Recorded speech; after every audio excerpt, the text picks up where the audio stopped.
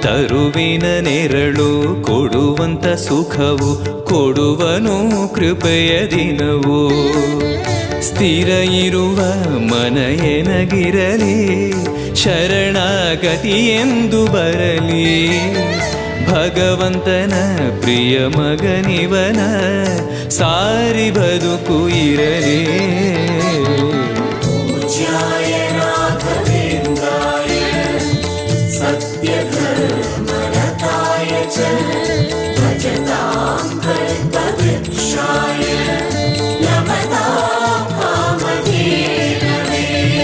ಆಲಯವೆಂದರೆ ಮಂತ್ರಾಲಯವೇ, ಬೇರೆ ನಾ ಅರಿಯಲಾರೆ.